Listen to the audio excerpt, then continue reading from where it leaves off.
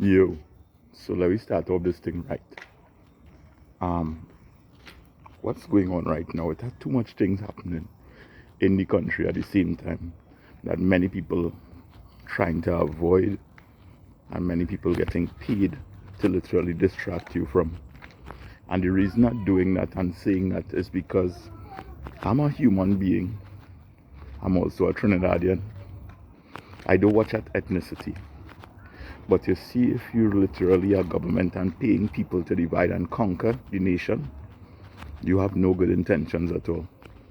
Furthermore, if you're using social media as your main tool when the Ministry of Communication is headed by somebody who is a clear fool, says a lot. Because if you're doing something negative and literally tell your staff members good optics is how you're going to save face, it isn't helping, because when you're drunk, you don't bawl in parties and bawl out Jerlene John's name. So with that being said, let's get to the gist of what happened today. Today is the last day of July. And you all know I very well hate lies. So you know, what happened today, there was a minister who was gladly telling a piece on a certain imitation crime fighter show. Now, the reason I can say that is because you see, entertainment and reporting are two different things. And if you try to put it together, it doesn't work. And the lies begin to show. So the reason I'm saying that, how could you come on an interview in any format when you're talking about the emancipations of Africans, and furthermore, we have come, what is his exact words did he say? An endangered species, as in Africans have become an endangered species to Trinidad and Tobago. When you are a person sent to more than 80 people and there's evidence of it, that's very insulting. So now let's get to more gist of what I'm saying. In 2011, Alana, Duncan, Karen Eccles, and Abigail Joseph were murdered by the form of extrajudicial killings because this same government minister wanted to kill a one Shumba James. Yeah, I didn't stutter. I didn't stutter at all. So he wanted to kill Shumba so much. When they changed into the B-15 and Shumba was in the next vehicle, he saw his girlfriend and her friends get murdered. And you and somehow this same crime fighter were endorsing what happened, and he got popular. He got so popular until Mother Cornhocks and all started to say, don't come down in our area again, because he utilized this to become popular. What's interesting is that that same now government minister, then police officer, his mother is from Maruga. Coincidence, eh? Yeah. On top of that also, what went on in Chinapoo by Fat Boy Liquor Mart when Diamond and his friends get killed, same triple murder via extrajudicial killings.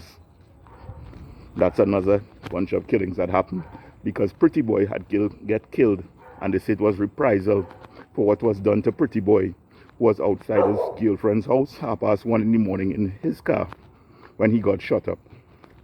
I remember these things distinctly.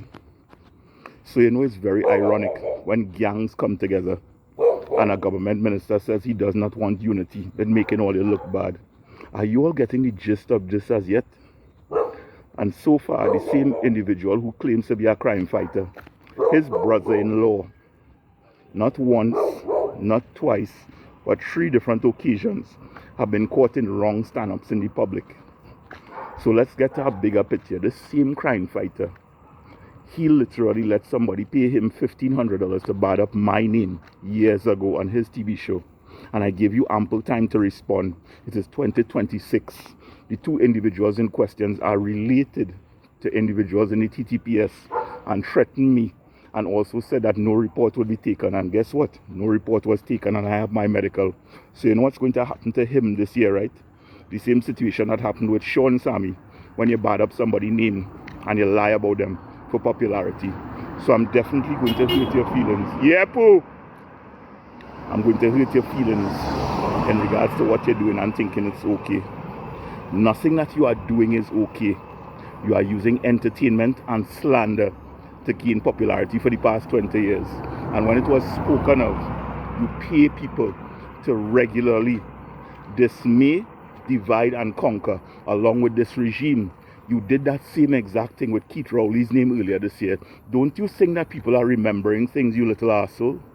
And I will be biased because you touched me in a negative way along with the police service and covering up the situation. And gladly I remember, because the person who took my medical is now my friend in real life. So the St. Joseph police station right there next to the bus route, I remember distinctly. So Mr. Edwards, Miss Edwards and your Edwards family who are members of the TTPS, let's get back to know how corruption works. Because you all tend to think people are assholes. But guess what? I don't sit on toilets like you are, because definitely I cannot define the difference between a bottom and a mouth in the individuals called these human beings. So let's get back to the white glasses now. He has a protege by the name of Paul Duncan. Paul, why don't you tell Trinidad and Tobago who you get a chicken from for your business? Mr. White Glasses, why did you try to pull out yourself when Farida Muhammad, or Balgobin in fact I should say, her big sister is your friend, and furthermore you claim you did not know anything about the kidnapping at all? Shockingly, this woman got bail, Trinidad and Tobago, for kidnapping and related offences to bodily harm and holding with intent of usage for soliciting and other charges. And I said that on purpose because the thing about it, when you start to burn people's private parts with lighters and cigarettes and stuff and repeatedly beat them up to control them, that's a hell of a thing. It's very interesting what's going on in our country right now. So let's get back to the white glasses again. So Paul, you're getting chicken from the same lady who is a kidnapper, also a blatant racist, because trust me, I have friends in Barrackpore. And furthermore, why the same white glasses wearer is not talking about the same station his brother-in-law is in? Why he's not talking about on the second missing of weapons and ammunition? He didn't say to the public that this situation is when his brother-in-law was on duty. Furthermore, why Barrackpore station has so much reports of not taking reports, and nothing is still being done. So emancipation, yeah. What's very interesting about that is there's a word I want you all to go and research. That word is lackey. And then other than that also, I want you to research a word that's not very hard to research. It's called sellout. When you pay people to be minstrels, when you have them as your lackeys, and when they're proud to be sellouts, it's interesting. So Trinidad and Tobago, let me tell you this straight. There's a man called himself Mr. Miss. He had people ejaculating on TikTok live and proud to show his face. He was also the individual a few weeks ago, nearly was beat up from Wassa workers because he thinks he's a woman going in the female bathroom. Yes, to sit down and piss. Other than that also, the same individual, he had a live going on some months ago, and we have an infidel, pathological fucking liar from the west side who set up his own robbery to make himself look good. When a certain lady from Cuba highlighted the lies that he was doing, Mr. Miss cut the woman off the live. These are things I don't forget. Also, when you could literally pay individuals to forget serious, heinous crimes, that's when you know we reached a very dire state. So Trinidad and Tobago, ask yourself, do you trust the TTPS? Do you trust the white glasses wearer? Do you also trust anything of individuals who get jobs for the purpose of bad talking a political party, also committing self-crimes to make themselves look good? We are referring to our one Nigel Watson. We are referring to our one Stark Entertainment.